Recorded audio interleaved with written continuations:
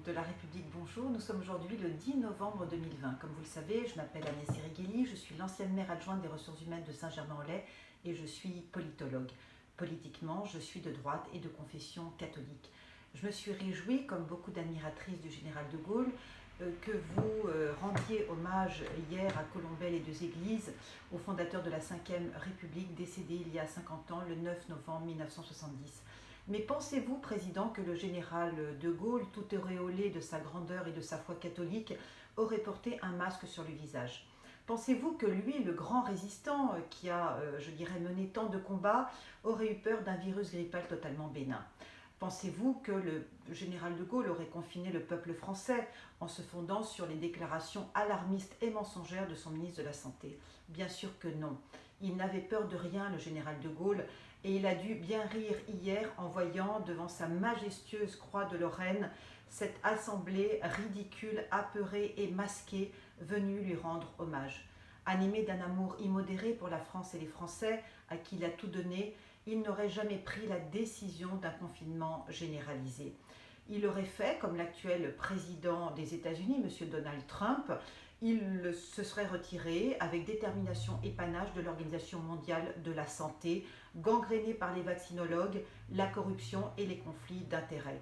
Il aurait préservé l'économie et l'emploi, les deux mamelles de la France, comme tout chef d'État intelligent, vertueux et patriote. En France, la stratégie sanitaire mise en place par votre ministre de la Santé, M. Olivier Véran, est un échec total. Le nombre de morts subites et de suicides ne cesse d'augmenter chaque jour. Neurologue de formation, M. Olivier Véran est totalement incompétent sur le sujet des épidémies et ses décisions sont donc totalement incohérentes et absurdes. Sa stratégie sanitaire tue davantage qu'elle ne soigne. Sa stratégie sanitaire provoque davantage de décès que de guérisons. La stratégie sanitaire qu'il a mise en place autour de 4 mesures totalement technocratiques, à savoir masquer, tester, pister, confiner, ne fonctionne pas. Car c'est cela qu'il a décidé, M. Véran. Masquer toute la population, enfants compris, tester toute la population, enfants compris, pister toute la population, enfants compris, confiner toute la population, enfants compris. Et peut-être demain veut-il vacciner toute la population française d'un virus grippal, le coronavirus, qui est totalement bénin. En ce qui me concerne, Président, je refuse catégoriquement d'être masqué, d'être testé, d'être pisté, d'être confiné et d'être vacciné. Je suis d'ailleurs la seule personnalité politique qui ne porte pas de masque, ni dans la rue, ni dans le métro, ni dans le train, ni dans les commerces, ni dans aucune assemblée publique. Et j'en suis particulièrement fière. Quand je vois tous ces leaders politiques français qui portent le masque, souvent par légalisme, par respect de la loi, même si cette loi est parfaitement scélérate, par lâcheté souvent, ou par soumission à l'horloge maçonnique, eh bien j'avoue que je les plains. Savez-vous, Président, pour revenir sur la question des vaccins, que tout vaccin inocule l'agent pathogène concerné. Donc le vaccin anti-Covid-19 sur lesquels travaillent les Big Pharma est donc par essence totalement toxique et cancérigène. Il n'est fabriqué que pour enrichir l'industrie pharmaceutique mondiale et l'Organisation mondiale de la santé. Quant à moi, je ne l'accepterai pas.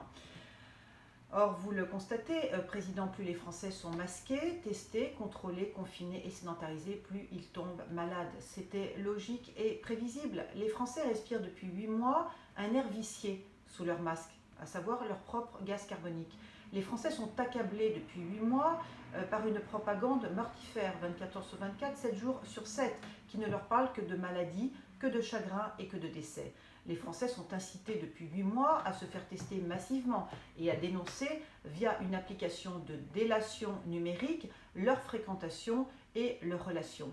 Les Français, dès qu'ils se savent positifs au Covid-19, ce qui ne veut strictement rien dire puisqu'ils sont jamais malades, quasiment tous asymptomatiques et que les tests PCR ne sont pas fiables, sont invités sur les conseils de leur médecin traitant à s'isoler, souvent pendant 14 jours, à rompre tout contact, toute relation sociale, à se priver de toute tendresse et de toute affection, ce qui les rend en quelques jours totalement dépressifs, totalement malades et totalement suicidaires.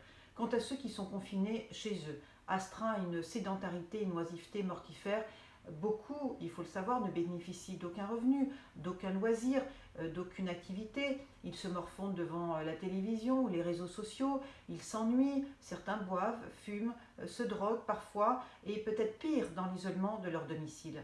Si vous pensez, Président, édifier une grande nation française avec un peuple apeuré, un peuple affaibli, un peuple masqué, un peuple constamment essoufflé, vous vous trompez, Président. C'est la récession, c'est la faillite, c'est la désespérance qui attendent le peuple français s'il ne se révolte pas urgemment contre cette dictature sanitaire, irrespectueuse de l'état de droit, irrespectueuse de la démocratie, irrespectueuse du bien commun. Car la stratégie sanitaire mise en place par Olivier Véran est totalement criminelle. Je dirais même qu'elle est totalement génocidaire. L'affaire du Covid-19 finira comme celle du son contaminé. Devant la justice, devant les tribunaux, Monsieur Olivier Véran dit qu'il est attaché à la vie, qu'il souhaite protéger la santé publique. Mais c'est un mensonge éhonté.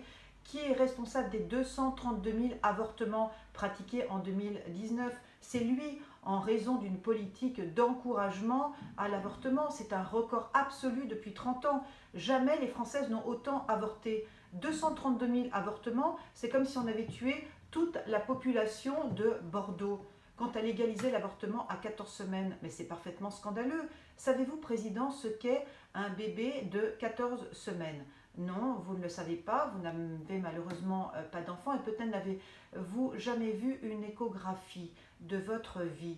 Un bébé de 14 semaines, ce n'est pas un fœtus, c'est un vrai bébé avec 2 jambes, 2 bras, un corps merveilleusement dessiné et une tête parfaitement ossifiée. C'est une petite merveille humaine qui a le droit de vivre et c'est la raison pour laquelle tant de médecins, à juste raison, brandissent leur clause de conscience et refusent de participer, d'être complices de ce meurtre collectif. Les parlementaires qui ont défendu l'avortement à 14 semaines sont parfaitement indignes. Ils ont trahi Simone Veil et sa loi de 1975.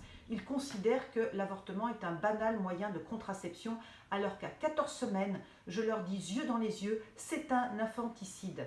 Et j'ose le dire, moi qui ai 3 enfants, moi qui bénéficie comme toute Française d'une contraception quasi gratuite et qui n'ai jamais, Dieu m'en préserve, avorté.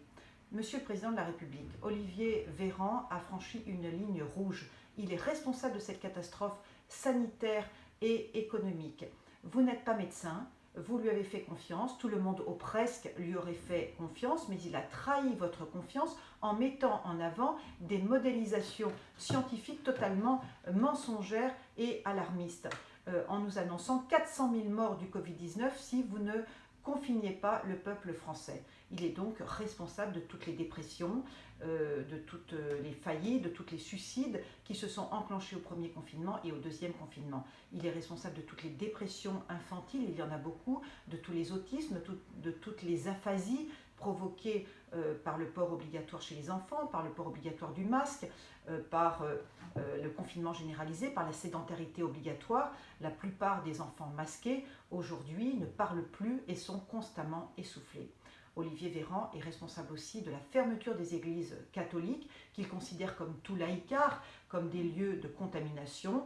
Il veut aussi nous priver de Noël et de la messe de Noël. C'est parfaitement inacceptable. Il doit être jugé devant la Cour de justice de la République pour ses manquements, ses contradictions et ses mensonges. Les Français souffrent, Président, les Français souffrent beaucoup. Il faut donc en finir avec le confinement généralisé, avec l'état d'urgence sanitaire, avec le couvre-feu, avec le masque obligatoire, avec la distanciation sociale, avec les gestes barrières, avec cette société du tout digital qui ne croit qu'au téléenseignement, qu'au téléachat, qu'au télétravail, alors que rien n'est plus déshumanisant, plus démotivant, plus accablant que ces nouveaux modes de consommation, d'études et de travail 100% numériques. L'homme et la femme, vous le savez comme moi, sont des êtres de sociabilité, sont des êtres d'amitié, sont des êtres d'amour. Si vous les privez de toute relation sociale et de toute tendresse, ils s'étiolent, ils s'affaiblissent et ils meurent prématurément. C'est donc ce qui se passe depuis 8 mois dans notre pays, la France. Merci, Président, de votre écoute attentive. Merci de limoger M. Véran, qui a trahi sa mission, qui a trahi la France, qui a trahi les Français, et de mettre fin aussi à la dictature sanitaire dont il est à l'initiative. Merci de votre écoute. Je vous souhaite une excellente journée.